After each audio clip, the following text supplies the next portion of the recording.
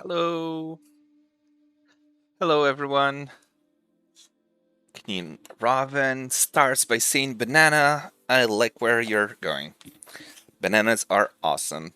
Hi, everyone, and welcome to our monthly dev stream for the Forge. We are in April, and we haven't had a update in a little while.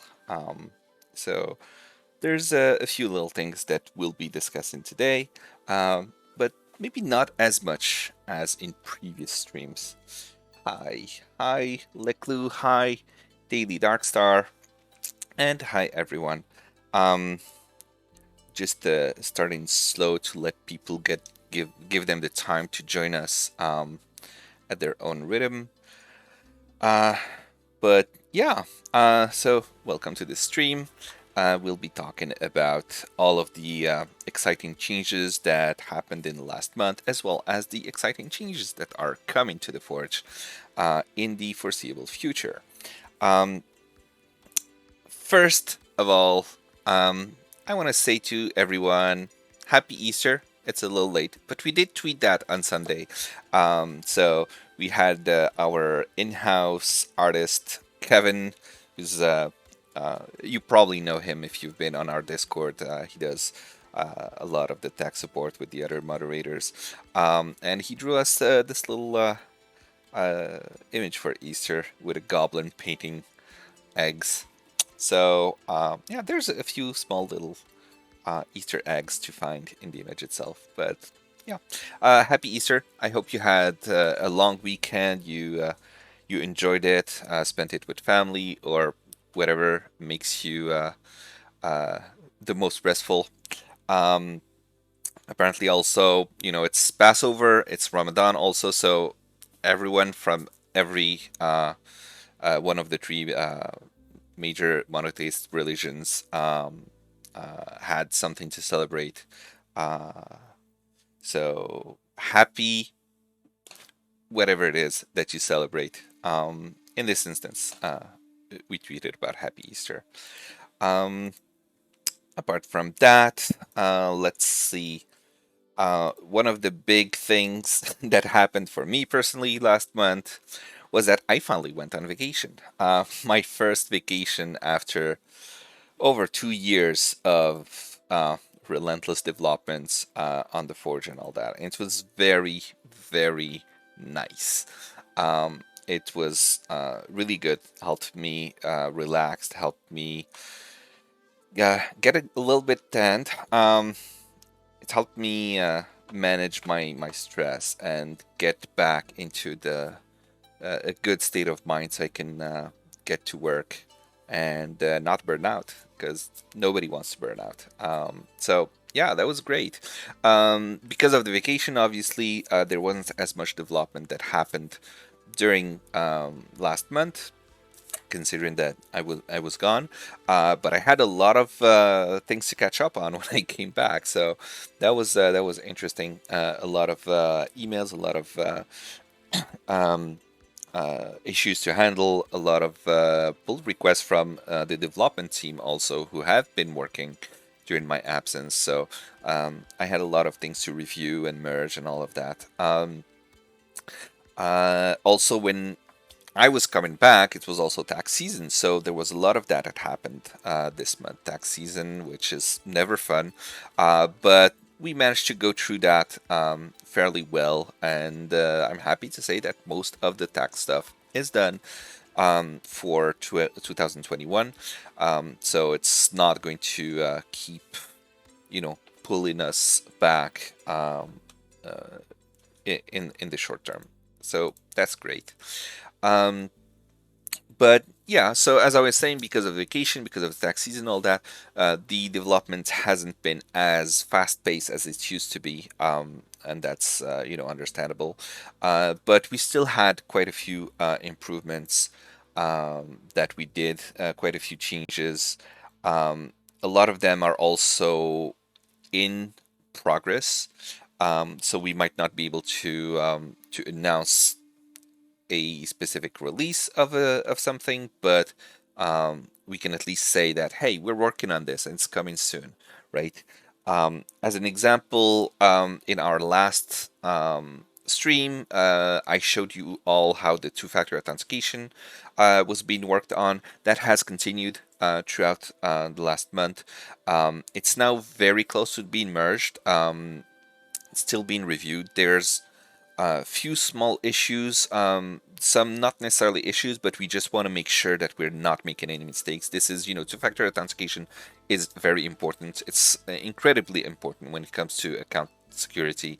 And so we obviously don't want to make any mistakes there. We want to implement it right. We want to do everything to make sure that it doesn't it improves the security of your account and it doesn't open up a new flaw into it, for example. So it has to be very we want to take our time with it. And so yeah, I was expecting to have it released by now, but it's not quite there yet. I'm expecting it to be very, very soon, however. So don't worry, for those who have been waiting for two-factor authentication, it is coming soon. Apart from that, we did an update this morning, actually. I don't know if you saw our release announcements. The changelog. Let me see. In the forums, you'll find the changelog for today. So there's a few things that we published. One of the features that has been asked for quite a bit is this. When you are doing your update all, some of these buttons were getting hidden when the name of the package was too long. So now we changed that so they're always visible. So you can always check your changelog in a package when there's an update. I know that has been asked quite a few times by various people. So you finally get it. I said we'll do it, and we did. So don't worry about it. Apart from that, there's a few different small changes. Such as, if you're in your configuration page, the actual invitation URL is automatically hidden. You can click here to to show it if you need to. Same thing if you're in the account information here. Your email address is hidden by default, and you can click to show it. And for the creators in their dashboard as well, the manifest URL for their game for their packages is also hidden now. So we try to look at where there's sort of sensitive information, that it gets hidden automatically instead of being visible automatically, like it used to be. And this is important for all of the streamers out there, those who want to record tutorial videos, for example, or things like that, so they don't have to start blurring anything. Or like me, basically, when I'm doing a dev stream like this, I don't want necessarily to have everyone watching joining this game that we're going to be demoing for you, for example, right? So that's why it's important to hide that sensitive information if we don't need to show it. Apart from that, what else did we do? Oh yeah, an important change as well here is that if we noticed quite a few people who have issues with their version of Foundry. So let's say they are still on 0.8.9, but they change all of their games here to version 9, but the bazaar will still show them version 0.8.9 compatible modules. So that was causing some issues for them. So if you try to change it, so you can see here it says you can change default Foundry version in the Game Manager tab. This helps ensure systems and modules installed from the bazaar are compatible with all your games. But if you change it here, now you get this little warning to just tell you, hey, this might not be what you want to do, because people don't always notice this little thing here. Now it's going to be easier to understand, oh, I actually have to go to the Game Manager tab and change it. Similarly, if you don't have the user managements enabled, for example, and you want to change a game to public, um, a lot of people do that without realizing the potential consequences of having a public game. So we try and explain to them a bit more about it as they make the change. So if they click OK, they can still do it, but if they click cancel, that just cancels the change, which is going to be important. Um, let's see. Remus D asks, how do we get that version log that was just displayed? Oh, so you just go to the forums, okay? And in it's right here, but you can go to categories. Where's the category? Announcements. There you go. And it's server update changelog. And it has all of the change logs from the beginning of time here, from June 2020, having the beta release of Foundry 6.3. And you can go through all of them, but you have the latest ones. You can click here to get to the bottom also, um, and you'll see the changelog. Um, at the top here, you have just the latest because there's a limit to the size, and there's also changelog archive where we have all of the changelogs from since the beginning. So anytime I do an update to the website, to the server, to any of the features, I like to basically copy our Git log for all the changes that we did and just push them. Um, be transparent about all the changes that we're doing and make it available to everyone to follow. If you're on our Discord, whenever I post here, it automatically also sends a notification in the announcements channel. So if you want to go to the announcements channel and just look for any messages that go in there, you'll see that. Is my profile picture my younger me? Yes, I don't remember how old I was there. It's between 3 months and 3 years old, something like that. But yeah, that's me. It's the only picture of me that I like, so it's the only picture of me that I use um, online. Um, so yeah, where was I? Let's get back to my notes here. Right, so we changed the way the changelog appears in the update all window. You can see the details obviously in the changelog that we were just looking at. We also added those prompts and all that. Coming soon, we're going to be making obviously some more changes. There's another change that's coming soon because we noticed that the server region here, you click on it, then you can change your region, set it, and then you need to update. And that's just a wrong user experience in my opinion.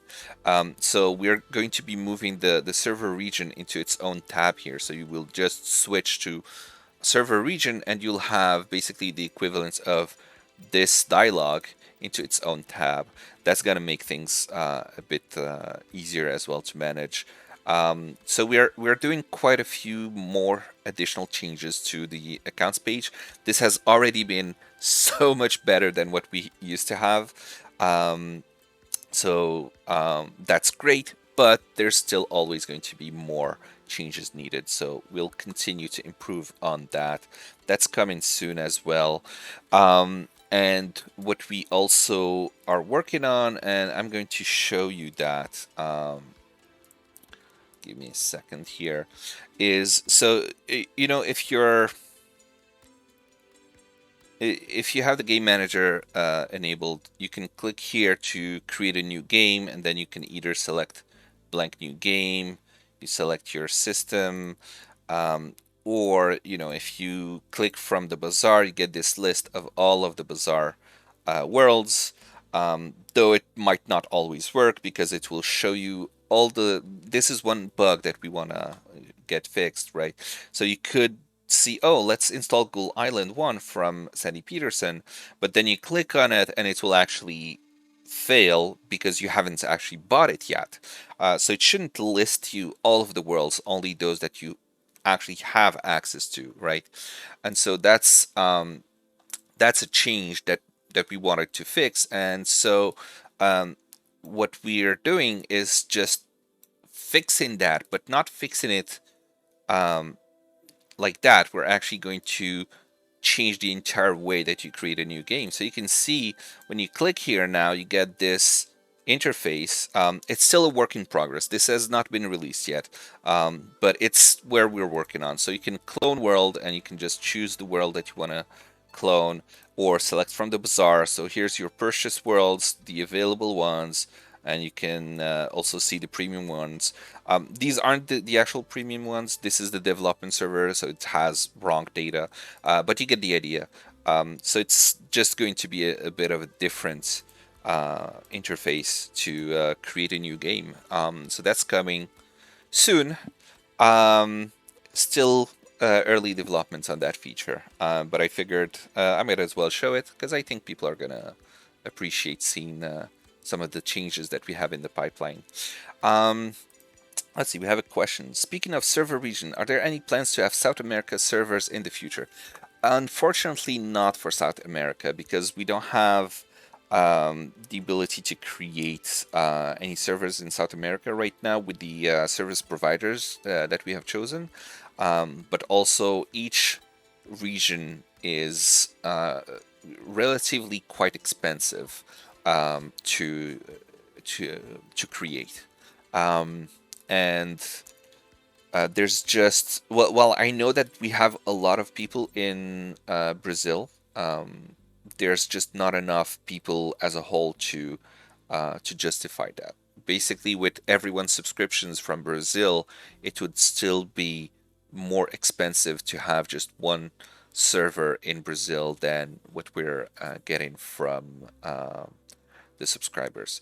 But beyond the financial reasons, it adds a lot of complexity every time we add a region. So we don't want to just have one region in every possible place, even though we would like to. But it just makes updates and managements and issues that could happen a lot more complicated every time, unfortunately. But as far as I know, for South America, using the North American servers should not be a problem. It might be slightly slower uh, than if you had a local server, but you know the assets library, you have them in all the regions basically wherever you are. Let me show you.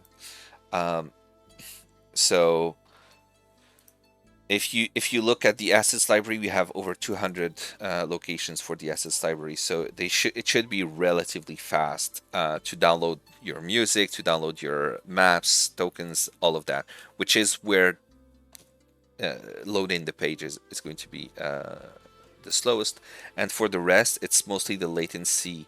Like you can see the latency here between Europe and North America, which is rather large.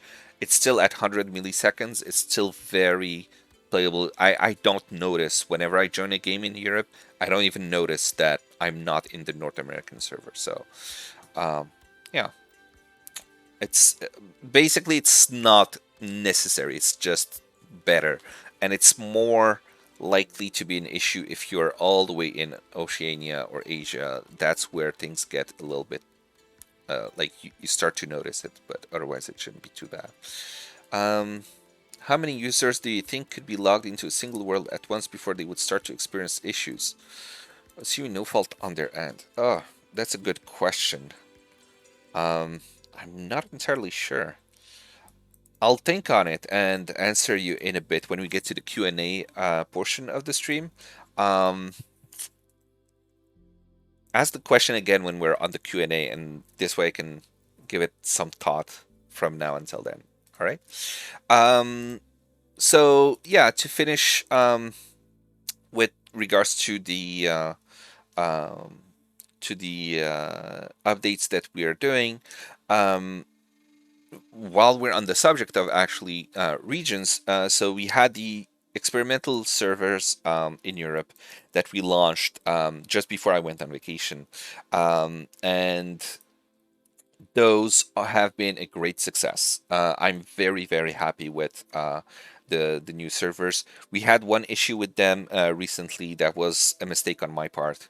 But other than that, they are extremely stable, extremely fast, and it's just so much better. So I am happy to announce that we will be completing the migration now. We had a small portion of users who tried that, and we haven't heard any issues reported by anyone on the new servers. So we are going to be moving everyone from Europe to Europe, basically migrating all the user data and just moving everyone from the old servers to the new ones. And we'll be doing that next week. I don't have a specific date yet. I will announce that um, soon, but it should be probably like the 28th or 29th of April, so like next week, basically. We will do it in a way that is not going to be disrupting your games, so you don't have to worry about it. And so that way, what I plan on doing is basically see if you have been inactive and like your games haven't been played in a few hours, then I'll do the migration for your account, which will happen in a few seconds. So if you try to access your game during those few seconds, then maybe it's going to tell you, oh, data migration is in progress. But otherwise, it's not going to affect you. And so we're not going to migrate everyone at the same time, but we're just going to start by those who have been inactive for the longest and then slowly increment. And so if you have a game at that moment during the migration, you'll just be delayed by a few hours before you get migrated. So basically, you don't have to worry about it, is what I'm trying to say. Um, but we'll still announce the migration, just so everyone is aware that something is going to happen. I think the biggest issue that will happen during the migration is that your game, if it was, you know, the URL was eu.forgevtt, it's going to become eu2.forgevtt, and then 24 hours later, it's going to go back to EU as we are destroying the old servers and and changing the domain name for everybody. So that's pretty much it. So that's a big announcement that I wanted to do, and we're very happy with the new hosting provider and with the new server design, and things are very stable. So yay! Um, Apart from that, something else that I'm really happy to announce is that we have a new employee at the Forge. 2 weeks ago, we hired a project manager, Veronique. You can call her V. You'll probably see her in our Discord under the staff roles. So she's an experienced project manager, and while she's still getting oriented right now, um, she'll be handling a lot of our projects and just making sure that things don't get forgotten, that issues are handled in a timely manner, that code is reviewed and merged in the right time, etc. Because it has been a little bit chaotic between all the stuff that I need to do from the admin side of things and managing the team as well. With we're 3 developers now, right? So it started to get a little bit overwhelming for me. So we now have a project manager. So cool. And if that frees me up in terms of managing the team, that means that I'll have even more time to take care of actual software development, which is what I really love to do. And so, yeah, official title is Project Manager. Unofficial title is Chaos Untangler. And you can say hi to her if you want in our Discord. Um, and thanks to the hiring of V as an addition to our team, we'll be able also to better manage all the developers. And that means that we will be in a better position to actually hire more developers. So there will be a new hiring phase very soon where I want to hire maybe 2 or 3 additional developers to work on the Forge, because there's just so much work to do all the time. There's more and more things, more ideas that come, and I want to do so much for the Forge, and there's just not enough time in a day, and there's not enough developers to take care of all the projects. So yeah, we'll be hiring more people. However, for various reasons, we want to limit the hiring to mostly Canadian developers and preferably even Quebec. So we'll be looking into doing a call for resumes. We'll probably also look at the resumes we received last time, but we're going to limit ourselves for Canadians and Quebecers mostly, unless someone really blows our mind with their qualifications. That's going to be kind of the parameters around this hiring phase. So yeah, I hope there's Canadians that are excited about that. Great opportunity working with the Forge.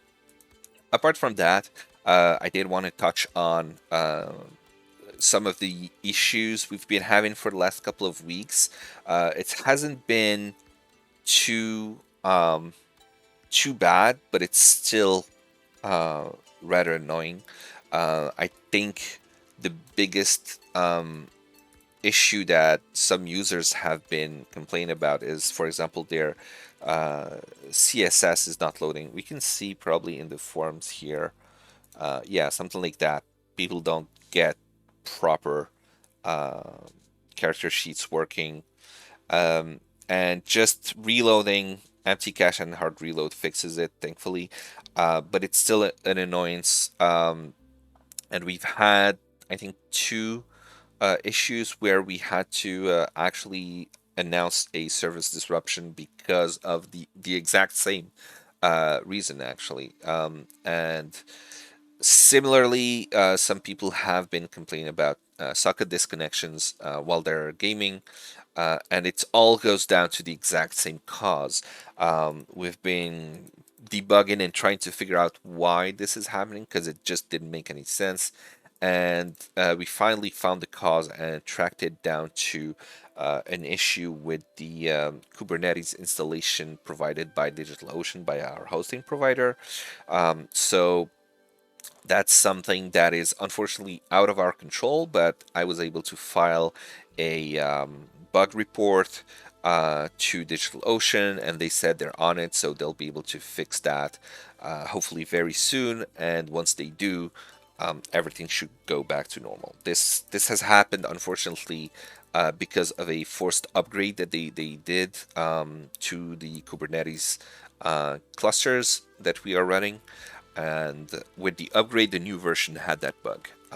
And for the technical people out there, if you are curious, I think it's tracked down to this specific issue in the Calico, which is the network um, uh, controller on Kubernetes. Basically, whenever there's a pod that is shutting down, we do give it enough time to do a graceful shutdown, but it actually loses internet connection as soon as it's terminating. So anytime there's a scale down due to lower um, usage, any in-flight HTTP requests get dropped instead of receiving the responses they were expecting. So you get either timing out or just cropped data or something like that. So that has been causing some issues. It only seems to happen during a scale down. That's why it's not, extremely problematic, but it still is problematic. So this is something I wanted to share with you because we've always been very open about the Forge issues and things like that. So that's the current situation and the current reason for it, and we're just waiting on DigitalOcean to fix it so we can move on with it. You would not be having that issue on the new experimental servers because we're using our own Kubernetes deployments on there, and we're not on DigitalOcean. So those who are on the EU2 servers would not be affected by it. So there's that at least. But the assets library is on the North American region, so that causes assets to potentially be affected anyway. So yeah, that's kind of it. Let's see if I had something else that I wanted to mention here. Um, yeah, we will be, not will be, but we have released a world for everyone to check out. Um, it's a demo world that serves the purpose to be a tutorial for Foundry VTT. It's available right now on the bazaar. It's completely free. You just go ahead and install it, and it's going to be great to be able to check the Foundry interface, how it works, do a little bit of an adventure, and especially if you have new players or you're new yourself to Foundry, um, then that would be a really great little world to get you familiar with how to use the drawing tools, how to use the character sheet, etc. So it's really cool. We're not going to show it to you today because I think it's just going to be better for you to give it a try yourself. So just announcing that we have just released this today, and this is a very particular project because we started working on this in September 2020, and it has evolved so many times. I was never happy with it, and there's always something we wanted to change. And then, with new Foundry versions, it kept breaking because we use a lot of macros, and we needed to update it all the time. And this world is actually where the Trigger Happy module started. It was part of this world, and then I extracted our automation that we were doing in our tutorial world, and I extracted that into module, and I made Trigger Happy from this. So it uses a lot of automation so that you can basically explore the entire thing as a player without any DM presence. Um, and yeah, it's really cool, but we jokingly call it the curse internally because it's been a year and a half before it got its release because it just had there was always something broken, unfortunately. But I think we finally got it cleaned up and working. So give it a try and give us your feedback if there's anything that doesn't work, if there's any changes you'd like to see, etc.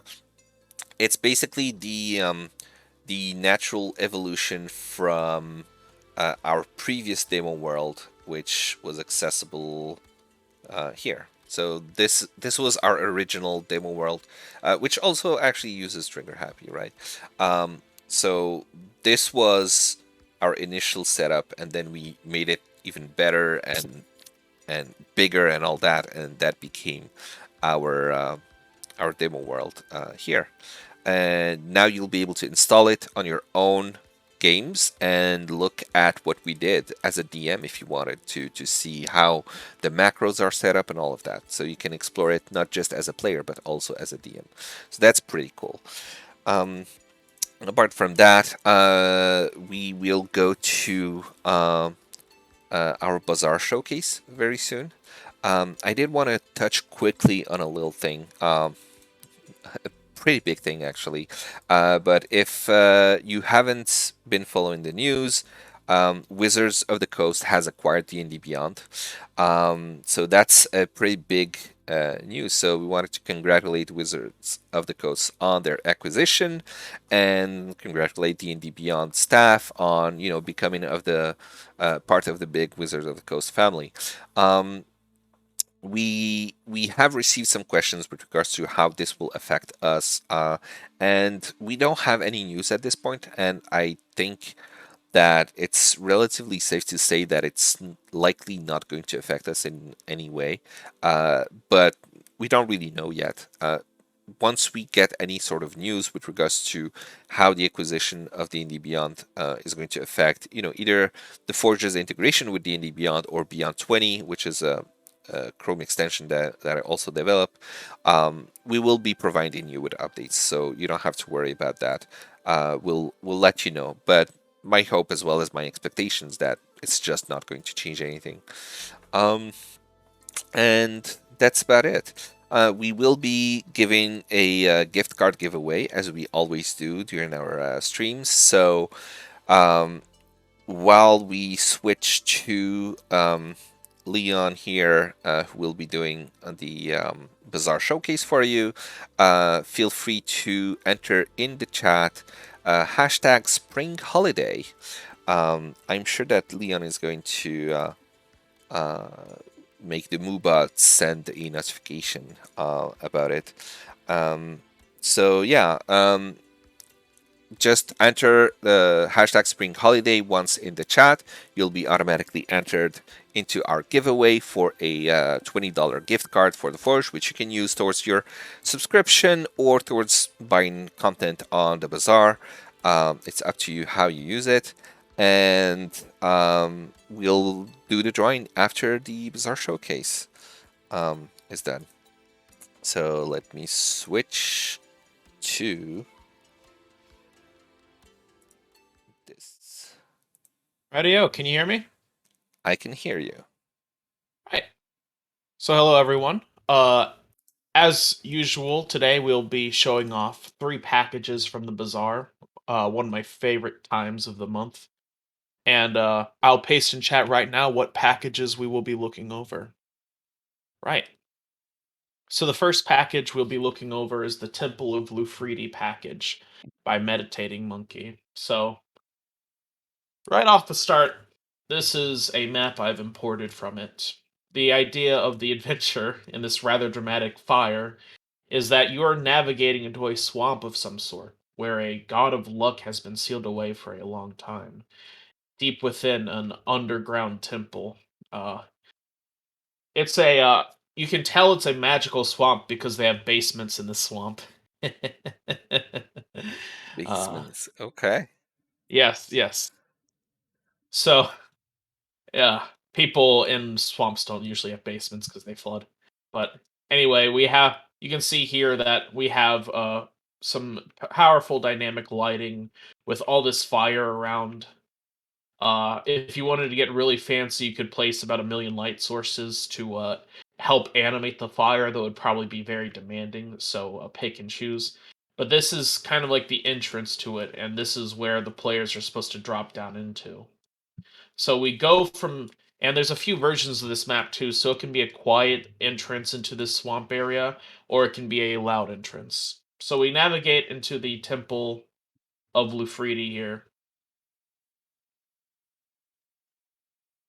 and we get greeted with this beautiful map. The players drop down here, and they get the chance to explore around and look at the stuff. Maybe you could throw in a puzzle to do with these statues here and these chests and this coffin. Then you get 2 paths that wind either way around, and your players can pick and choose which path they want to go down. And then finally, they can enter this place where there's a grand big treasure here. But little did they suspect the entire treasure hoard is full of coin mimics. Ooh, ooh, that sounds painful. Yeah, but as you can see here, it's a nice small little module. It has a few versions of the swamp map so that you can custom tailor it to whatever adventure you want to run. And obviously, without any super specific details or creatures or anything to clean up, you can tailor it to whatever story you want to run. I think it's the perfect small little dungeon. I'll probably run this for one of my campaigns. And it's only $6.99 on the bazaar. Yeah. So next, I want to show you guys this nice little dungeon. This is from the Inland Dungeon Issue 2. This is by the Goblin Explorer. We've showed off one of their packages before. It was Issue 1. And again, I always love how their dungeons tell story. So we have Nosferatu walking through here, and you can see old blood splatters just stained into the cobblestone here, and then skeletons lying dead on the ground, long torn apart. But there are still burning coals. There are still barricades. Doors are closed, and yet there is light in this dungeon still. There's a story you can tell here, and It's up to you to figure it out, but it's a rather interesting one. I believe this is actually a secret tunnel here. Normally, your players wouldn't see this. It's only marked on the map for GMs, and then suddenly you can reveal it if they investigate this corner. Maybe you place something interesting here, or maybe you have an NPC attack the players hinting toward the tunnel location somehow, or maybe they just run and try to escape through the tunnel when your players beat them up. So as you can see here, the whole thing is intricately mapped. Uh, basically, uh, basically they've done invisible walls and then they've done actual physical walls to help kind of like paint the art of the map, which I rather admire.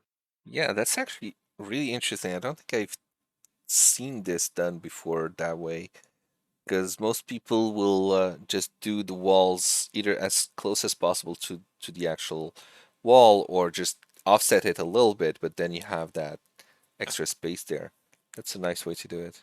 And the nice thing about endless dungeons, let's scroll down here and check it out, is that there's a few maps that comes with each dungeon. Here I'm using the furnished one. You can also use the there's also unfurnished versions of each map, and overall it's just a nice little package. Def- Definitely recommend. Again, it's another one of those packages that you can use to paint your world, where you can create and homebrew your own content, and I just admire that. Uh, Again, you can pick it up on the bazaar, and this one is pretty cheap as well. It's only 4.99 on the Forge, and you get one, two, three, four maps with two versions of each map, so you can customize it to your heart's content. We're kind of flying through the bazaar showcase, but these are smaller packages, but not lesser for it, just smaller ones. And we'll take a look at this final one. So perhaps your players have navigated throughout the dungeon and they come through a portal and land here. Or maybe they're going through the astral realm and they've ended up here. Or maybe the final boss is Hippo Man here. And Nosferatu is facing off against him in a big climactic battle. Uh, it's a beautiful map by Mark Drummond J, with a few versions to it. As you can see here, there's a more mundane version that's more material, there's an arcane version, and there's even a Blake version. This map here reminds me a lot of something you would see in the video game Fury. It's a big sci-fi boss rush game with this remarkable color tone to it that's kind of present in this map. I have to wonder if the artist was inspired. And it definitely looks like the place where you'd fight like a final boss fight, or maybe you'd parlay with some greater and more powerful being in one of your campaigns. Uh, uh, what do you think, Kakarot? What would you throw in this map here? Ah, I would I would trust some angels. Mm. What I got inspired by seeing this is like a garden that the angels go to, and you're just encroaching their territory. I really love whenever I see these kinds of vibrant colors and this sort of magical, um, I'd say ruins maybe, but I don't know. Like Yeah. the stuff that's overlaid on the map is really cool.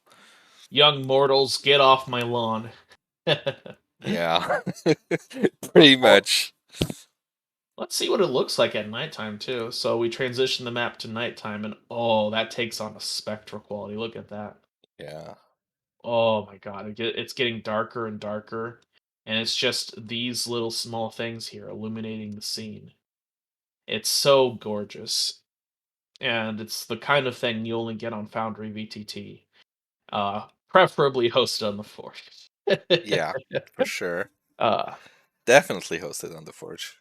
yes. Yeah. Uh, this one is 9.99 on the bazaar. Uh, I heavily recommend picking it up. It has a few different versions, so maybe you could even reuse a map and maybe try to rotate it around somehow, just to fool your players into thinking they haven't seen another version of the map before. hmm And That's true. It's and I don't think any other map creator really creates maps like Mark Drummond J does. At least I guess every artist is unique, but his have such a strange kind of spectral quality to it. Like something very different, very sci-fi-esque, but not quite hard sci-fi-esque. And I find that really enchanting. Uh that will be it for my bizarre showcase. All right. But Well, I thank you thank all for you. coming out and taking a look at these packages with me. And I definitely recommend getting any of these packages. If you're someone who loves homebrewing like I do, all of these packages I showed off today are great choices. Absolutely. Awesome. Thank you very much. And let's switch back. Well, actually, we're gonna go straight to the Q&A screen here. Um, all right. Let me just adjust my camera a little bit. There you go. So we're just gonna give people a little bit more time to enter the giveaway.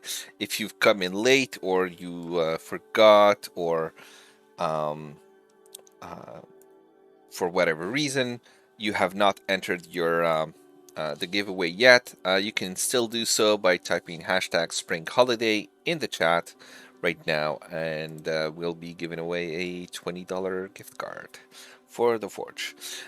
Something I'd like to mention that we don't mention that enough is that on the bazaar, when you purchase some content, um, you don't need to be a Forge subscriber to use that content.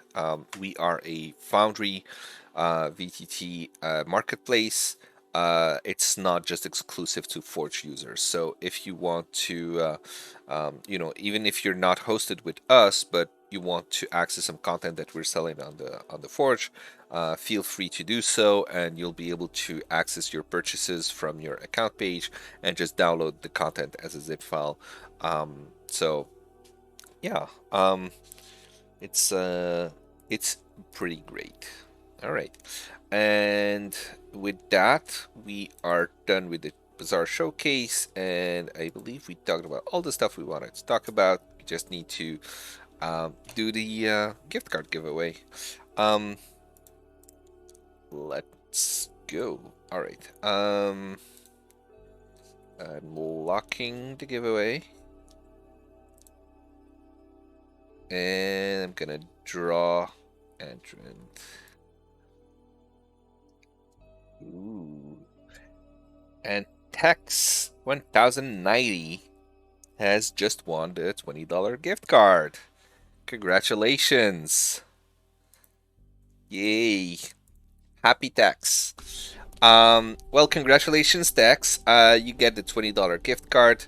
Um, we will send you the gift card. Give me a second, actually. I don't think I generated the gift card quite yet.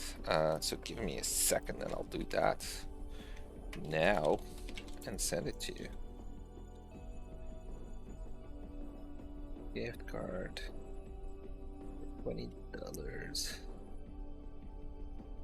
There you go. I'm just gonna send it to you as a message on Twitch. How do you send messages on Twitch? I am such a noob when it comes to Twitch.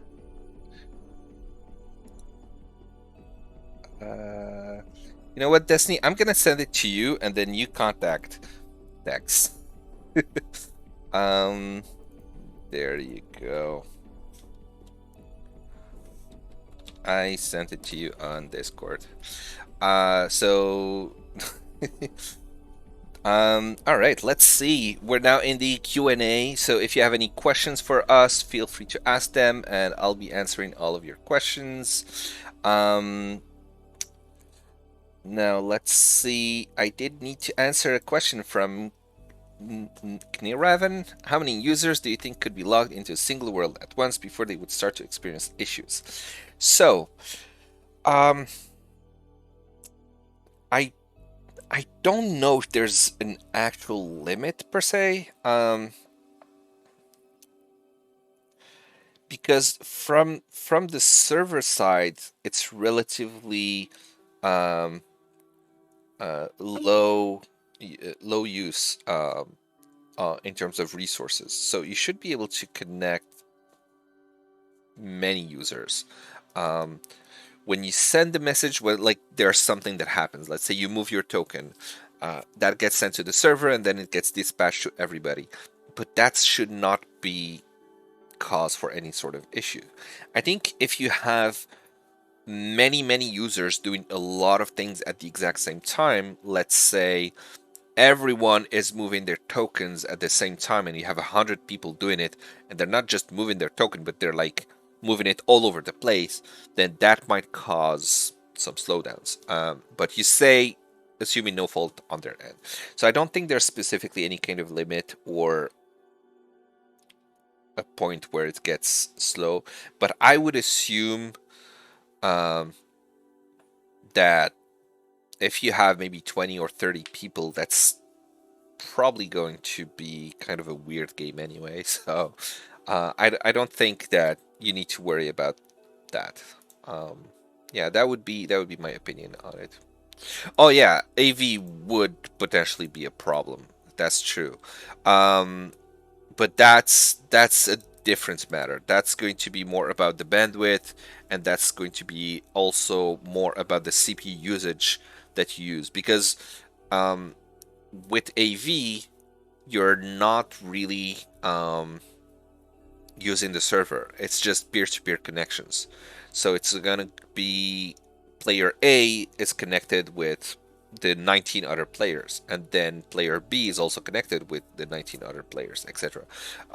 So that's going to be a lot of encoding of your audio and your video and decoding of everybody else's. There's a reason why I believe Discord uses a limit of 20 people in a voice room, I think. Something like that. Maybe it's 50, but if you enable video, it drops to 20, something of the sort. Um, but yeah, personally, I don't recommend using AV inside Foundry. Um, Mostly because if you need to reload the page, let's say you enable a module or something like that, then you lose your audio, which is important. So personally, I like to have audio on Discord and just play on Foundry with the video inside of Foundry. That's the setup that I like to do. Question: are you thinking about offering live kit? Yes, I am not only thinking about it, but I have been designing a way to make it work. Because of some security limitations in the way LiveKit is designed, I had to find a way to make it work for a system that's available to multiple different users, some who may or may not have access to the feature. Because that's going to be pretty expensive in terms of bandwidth and server costs. So that's going to be a feature exclusive to the World Builder tier. That's the way I'm planning for it, and yeah, I have a good design to make it work. We just need to implement it and set up the servers and test, etc. But yes, it's definitely planned and something we want to do relatively soon. Let me see. More questions. Let's see. Garen says, "Thanks for answering the answer on the South America servers. Figured it was something along the lines of what you mentioned. Latency is good enough. Just having it smaller is always nice. Yeah, that's true. Also nice to know there are a lot of people using Foundry here in Brazil. Been seeing lots of new people here interested in playing tabletop RPGs lately. Yeah, there's a lot of people in Brazil. I think I don't have the exact numbers, but in terms of usage, we have the US first with the biggest portion of the players, and then we have between Canada, Germany, France, Spain, and Brazil um, as the ones that are the biggest communities. Um, I'm not entirely sure about Spain, but yeah, those are the big communities. Brazil definitely is a big portion of the minorities, let's say. But yeah, let's see. Still waiting on that Forge VTT sticker. Oh, I have some here. I have some beautiful holographic stickers. Um. Oh. Okay. There. It tries to hide it. Uh. Ah. And video broadcast thinks it's the background. But yeah, I have some really cool stickers. We gave most of them during PAX, and then I ordered some more. But we don't offer them anywhere, unfortunately. Um, Let me see what else did we get as questions. I have 6 players and don't have issues, except last time what I think it was because one player has really bad internet. It's continually disconnected and reconnected, which causes the cams on the bottom to keep flashing, resorting, distracting. Not sure how this person can fix that. Um, I think, yeah, you do need to have a relatively good internet if you want to do audio video. I think in your case, the user with the bad connection should just disable the video support. That should help. And like I said, um, moving audio to Discord is gonna help. So if they need to refresh the page or something like that, they don't lose that audio, so you can still keep talking. And Discord has much better and stabler support for audio calls, obviously, because that's what they do, right? So, Nyraven, I was thinking about creating some kind of mini game where many users could log in at once and navigate a large complex scene, discovering journal entry clues to form some kind of narrative conclusion. Hmm. You'll be quite limited, to be honest. One of the issues we had with the demo world was that if you don't have a DM present, there's a big limitation on the kinds of thing that you can do. Um, but yeah, it's definitely possible. I don't think you'll have problems too much. Depends if they conflict with what they're doing. But have a look at our demo world as a DM and see how we achieved some of the stuff we did to automate. Because you'll see the demo. But yeah, you have a sort of maps where you can just move around and then go from one scene to another and all of that. I won't be going to PAX East. I debated where or not I should go, and I really wanted to, but as much fun as I had in PAX Unplugged that we did in December, um, I felt like I didn't have the energy right now uh, to go there, PAX East, and also because of the vacation that I just came back from and the tax season and all that, I didn't want to have like an extended period of unavailability again. Disappearing for 1 week basically, and then coming back and having to catch up to that 1 week, and then it's just gonna slow so much. But I'm still debating, and maybe on the last day I'm gonna say, "Ah, okay, I'm going," but I don't think I'm gonna go. I'm still debating it, honestly. um, I don't know how to access your demo world, or do you mean there is a video I should go look at? Or, oh, no, just basically, um, let me show you here. So if you go to the bazaar and go to worlds, you should see. Let's just search Forge here. The Forge demo and tutorial, and just install it, and then you'll be able to launch it. It's just a world. It's not a module, so it's a world. That's important. But yeah, you can install that world and access it.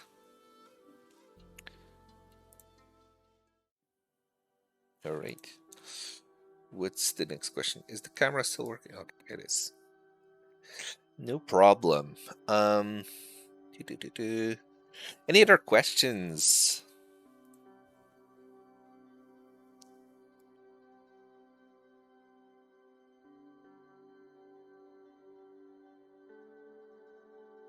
No more questions.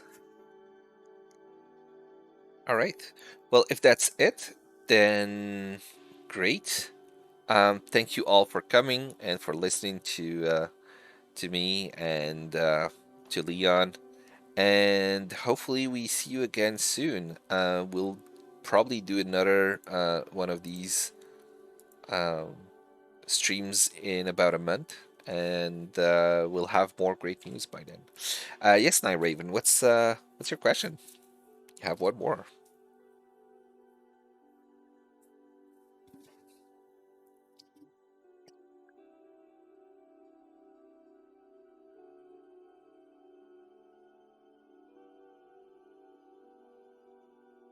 Any distant future possibility for dynamic image update when you change names of a file in your assets? Oh, in your world update as well. Yeah, this was something that I had started to work on when I did the revamp of the assets library, I think in September, October 2020, so over a year ago. Um, it's it's kind of difficult. It's possible. I have ideas on how to achieve it, but it's kind of a fickle thing. It's a bit difficult to achieve.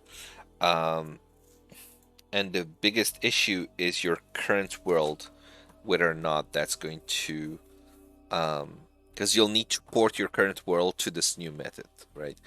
Um, it has pros and cons, but the idea is to basically have your assets library be the URLs instead of being, assets.fortvtt.com slash, your ID slash the path to the file, it would be slash your ID slash some identifier for the image itself. Um, and that means if you just see the URL of an image, you won't know where it's from. So if you browse to a map and then you browse again, it won't know which folder to put you into, right? So that's one issue. The second issue, obviously, is that even if I fix that, because I have ideas on how to work around this, um, but even if I fix that, what happens if, let's say, you you rename the file or you move it to a different folder, and so I try to go to the folder I thought it was going to be in, but it actually isn't anymore. Or you have, so is it supposed to find the first image with that same hash? And what if you have duplicate images? So it can cause some kind of conflicts there. Um, it would be easier if we could, update, like have a sort of reference um, to the image, um, so that if you update it, it updates the world at the same time. The problem is that we can't really just update the world, because that's extremely long. It can take like 10 minutes or something like that to go through a world and just update all the references. It depends obviously on the size of the world. That would affect also like compendiums and things like that. So I had a proof of concept, but I was not very happy with it.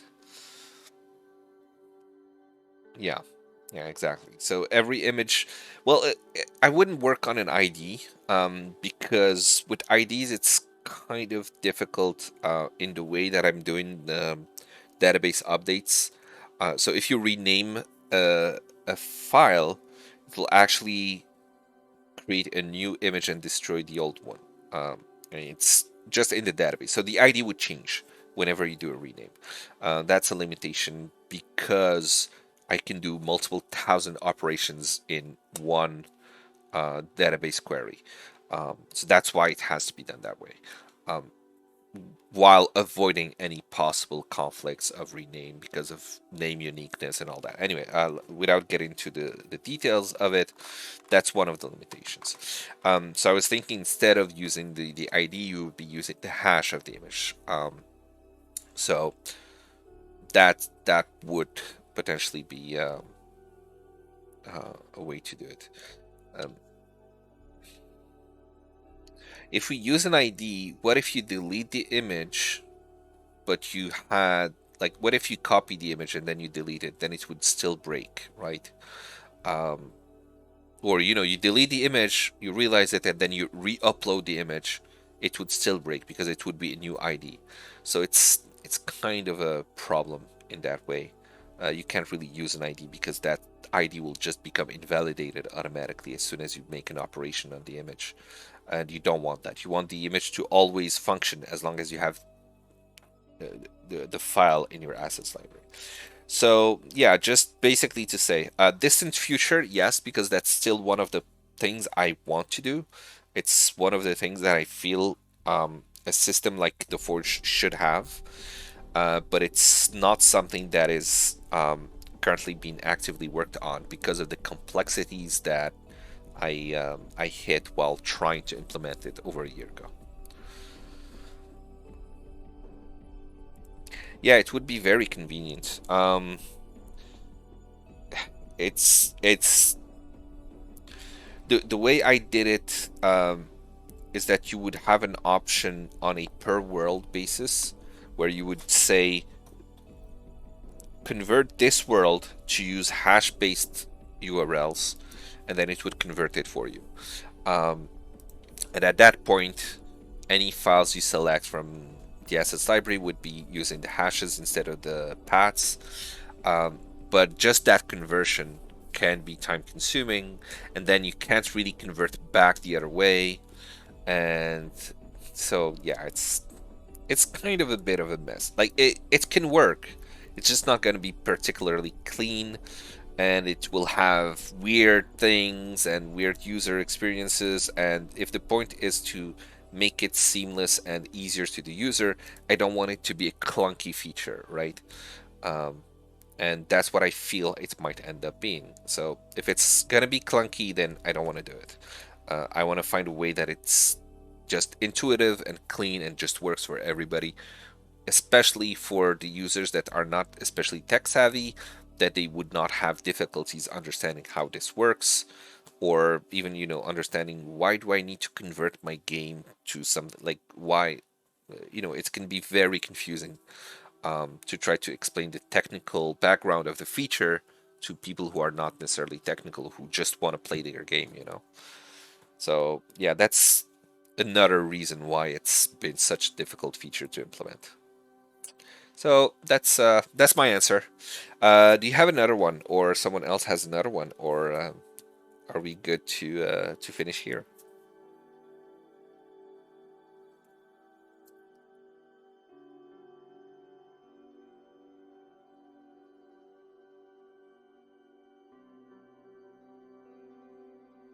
All right. So if there are no other questions, we'll end now. So thank you all for coming. Congratulations again. Tech 1090, I believe. No, Tex. Yeah, I think it was Tex, not Tech. For winning the giveaway, the gift card. And thanks all for joining us, and see you next time. And um, remember to, follow us on our social media, Twitch, obviously, but also Twitter and um, Reddit, Facebook, all the other stuff. And yeah, that's about it. Thank you all. Bye bye.